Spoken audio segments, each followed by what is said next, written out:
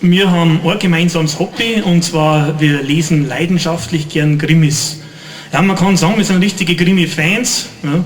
Und wir haben also eine kleine Krimi-Tauschbörse, da tauschen wir Empfehlungen oder Buchtipps aus und auch untereinander. Also, sag einmal, hast du den gelesen? Der ist der Hammer, auf jeder Seite 3 Morde, musst du machen. Ne? Und es ist auch so, ja, das kann man heute auch mal verraten, wir sind mittlerweile auch ziemlich arrivierte Krimi-Autoren. Das weiß bloß deswegen keiner, weil wir natürlich unter einem Pseudonym veröffentlichen. Aber auf das wollte ich gar nicht hinaus, das nur am Rande. Wir sind Krimi-Fans, wir lesen gern Krimis und ich für meinen Teil, ich verschling Krimis. Also ich verschling Krimis und die einzige Problematik ist, wann hast du denn Zeit? Ja, wann kommst du noch mal dazu?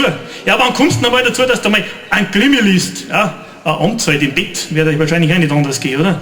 Und deswegen heißt das nächste Gedicht Bettlektüre. Bettlektüre. Ich komm abends nach 3 Weizen, meistens nur bis Seite 13. Um irgendwann dran anzuknüpfen, muss ich 5 Seiten rückwärts hüpfen. So offenbaren sich Opfer und Verräter und Jahre später auch der Täter.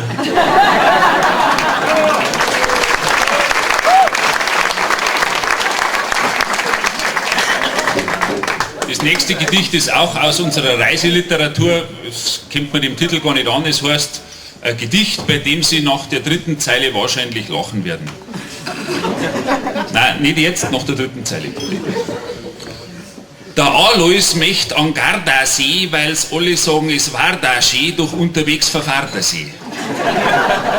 Wie schon gesagt, da lachen Sie, er kommt bloß bis zum Achensee. Vielen Dank.